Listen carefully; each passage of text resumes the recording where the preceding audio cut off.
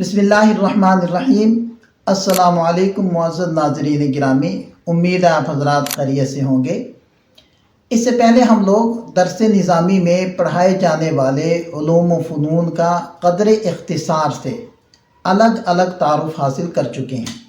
اگر آپ احباب نے ابھی تک ان ویڈیوز کو نہیں سنا تو ڈسکرپشن میں اس کا لنک موجود ہے، تو میری گزارش ہے کہ پہلے جا کر ان ویڈیوز کو دیکھ لیجئے۔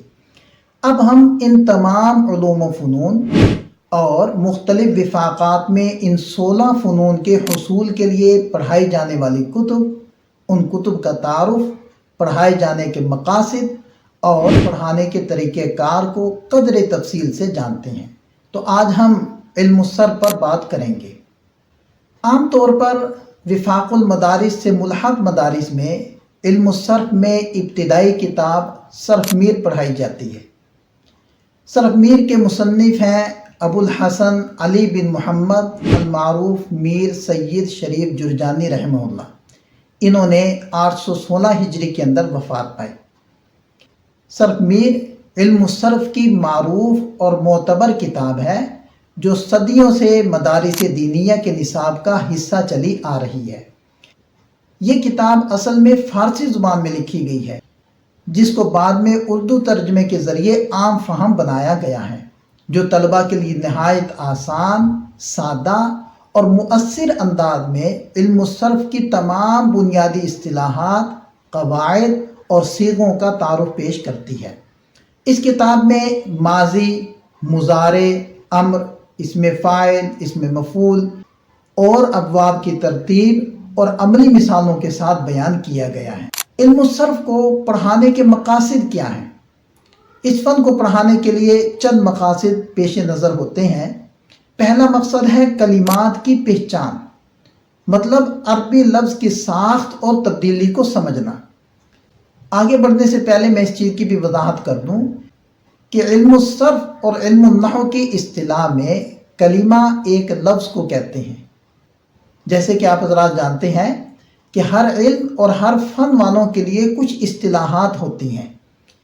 آپ جب بھی کسی علم یا کسی بھی فن کو سمجھنے چلے ہیں تو اس کے لیے لازمی چیز یہ ہوتی ہے کہ آپ اس علم کی اصطلاحات کو سب سے پہلے سیکھیں۔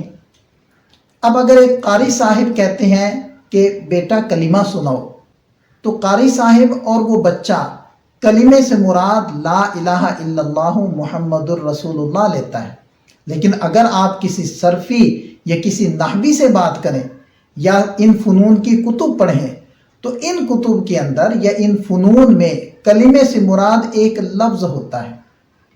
اب وہ لفظ کچھ بھی ہو سکتا ہے، وہ لفظ کتابن بھی ہو سکتا ہے، وہ لفظ مروحتن بھی ہو سکتا ہے، وہ لفظ غرفتن بھی ہو سکتا ہے، وہ لفظ رجلن بھی ہو سکتا ہے۔ یہ سب کلمات ہیں۔ تو بہرحال علم الصرف کے پڑھانے کا پہلا مقصد یہ ہوتا ہے کہ طلباء کو عربی کلمات یعنی الفاظ کی پہچان حاصل ہو۔ مثلا اب ایک لفظ ہے النصر، اس کا معنی ہوتا ہے مدد کرنا۔ تو نصرہ مدد کی اس ایک مرد نے، ینصر مدد کر رہا ہے یا کرے گا وہ ایک مرد، انصر مدد کر تو ایک مرد، لا تنصر مت مدد کر تو ایک مرد، ناصرن مدد کرنے والا ایک مرد، منصور مدد کیا ہوا ایک مرد۔ تو النصر سے یہ تمام الفاظ نکلے ہیں اور اس طرح کے مختلف الفاظ بنتے چلے جاتے ہیں۔ ان تمام الفاظ کا اصل مادہ نون صاد را ہے، جیسے کہ ہم نے شروع میں بتایا کہ النصر سے یہ سارے الفاظ نکل رہے ہیں۔ چونکہ اس مادے کی ماضی معروف کے پہلے صیغے میں صرف 3 حروف آتے ہیں، اس لیے اس کو ثلاثی مجرد کہا جاتا ہے۔ اس کے ساتھ جیسے جیسے حروف میں اضافہ ہوتا چلا جائے گا ویسے ویسے اس کے ناموں میں تبدیلی ہوتی چلی جائے گی۔ مثلا اگر عین کلمے کا اضافہ ہو گیا جیسے نصرہ، یا فا کلمہ کے بعد الف کا اضافہ ہو گیا جیسے ناصرہ، یا فا کلمہ سے پہلے حمزہ کا اضافہ ہو گیا جیسے انصرہ، تو یہ پھر ثلاثی مجرد سے نکل کر ثلاثی مزید کے اندر چلا جاتا ہے۔ تو علم الصرف کا مقصد یہ ہے کہ ان تمام تبدیلیوں کو پہچاننا اور اس تبدیلی کو سیکھنا، یہ سب سے پہلا مقصد ہوا۔ دوسرا مقصد ہے گردانے، مطلب صیغوں کی گردانیں یاد کرنا، صیغے بنانا سیکھنا، استعمال کی مکمل مشق کرنا۔ مشق میں سب سے پہلے صیغے کا وزن، پھر ترجمہ، صیغے کی تعیین، بحث، مجرد ہے یا مزید فی، باب کون سا ہے، 7 اقسام میں سے کیا ہے، حروف اصلیہ کون کون سے ہیں، اور آخر میں اگر تعلیل ہوئی ہے تو تعلیل کا بھی جاننا۔ یہ بھی علم الصرف کے پڑھانے کا ایک مقصد ہے۔ اسی وجہ سے جب طلبہ کو مشق کروائی جاتی ہے صیغوں کی، تو انہیں مکلف کیا جاتا ہے کہ جب ان سے کوئی صیغہ پوچھا جائے تو وہ جواب کے اندر بالترتیب ان تمام چیزوں کو ذکر کرے۔ مثلا اس سے پوچھا گیا قالا، تو وہ آگے سے جواب دے بروزن فعلا، کہا اسے ایک مرد نے، صیغہ واحد مذکر غائب، بحث فعل ماضی معروف، ثلاثی مجرد، باب نصر ینصر، 7 اقسام، اجوف واوی، حرف اصلی قاف واو لام، قالا اصل میں قولا تھا، وہ متحرک ما قبل مفتوح کی وجہ سے وہ الف ہو گیا اور قالا بن گیا۔ اب ہوا یہ صیغہ مکمل۔ تیسرا مقصد یہ ہے کہ عربی لغت کی پہچان طلبہ کو حاصل ہو جائے، یعنی عربی الفاظ کی ساخت کو سمجھ کر لغت استعمال کرنے کے قابل ہو جانا، یہ بھی اس کا ایک مقصد ہے، کیونکہ جو عربی لغات ہوتی ہیں وہ الفاظ کے حروف اصلی کے اعتبار سے معنی بتاتی ہیں۔ تو جب تک آپ صرف نہیں پڑھیں گے اور آپ کو حروف اصلیہ کی مشق نہیں ہوگی، اس وقت تک آپ ڈکشنری اور لغت دیکھنے کے بھی قابل نہیں ہو سکتے۔ چوتھا مقصد ہے فہم قرآن، یعنی قرآن مجید اور احادیث مبارکہ اور دینی کتب میں استعمال ہونے والے صیغوں کو پہچاننے کی صحیح سمجھ پیدا کرنا۔ اور پانچواں مقصد ہے قواعد صرف، یعنی علم الصرف کے بنیادی اصول و قوانین کو سیکھ جانا اور ان سے واقفیت حاصل کر لینا۔ اب ہم آتے ہیں اس بات کی طرف کہ مختلف وفاقات میں اس علم کے حصول کے لیے کون کون سی کتب پڑھائی جاتی ہیں۔ وفاق المدارس العربیہ سے ملحق بہت سے مدارس میں صرف میر ابتدائی درجہ کے طلبہ کو پڑھائی جاتی ہے، جبکہ بعض مدارس میں علم الصرف اور بعد میں ارشاد الصرف بھی پڑھائی جاتی ہے۔ مدرسہ عربیہ رائمن اور اس سے ملحق مدارس اور وفاق الشیعہ کے بعض مدارس میں میزان و منشعب نامی کتاب علم الصرف میں سب سے پہلے پڑھائی جاتی ہے، جبکہ وفاق الشیعہ کے اکثر مدارس میں ابتدا میں امثلہ نامی کتاب پڑھائی جاتی ہے جو مختصر مگر جامع ہے۔ اس کے بعد شرح امثلہ پڑھائی جاتی ہے جو امثلہ سے قدرے تفصیلی ہے، اور اس کے بعد بعض مدارس میں صرف میر، جبکہ بعد میں صرف سادہ پڑھائی جاتی ہے۔ صرف کی ان ابتدائی کتب کو پڑھانے کا طریقہ یہ ہوتا ہے کہ پہلے علم الصرف کی تعریف، اس کا موضوع اور غرض و غایت واضح کر دی جاتی ہے، پھر پیچیدہ فنی اصطلاحات کو بیان کرنے سے پہلے عام فہم الفاظ میں بنیادی تصورات سمجھائے جاتے ہیں، اور یہی کام ہر فن کی ابتدائی کتاب کے ساتھ کرنا چاہیے۔ مثلا اسم اور فعل کو سمجھاتے ہوئے آپ طالب علم کو کہہ سکتے ہیں کہ اوپر دیکھیں، آپ کو کیا نظر آیا؟ چھت نظر آئی، پنکھا نظر آیا۔ دائیں دیکھیں، آپ کو کیا نظر آیا؟ دیوار۔ سامنے دیکھیں، آپ نے کیا دیکھا؟ کتاب ہے یا تیپائی ہے یا موبائل ہے؟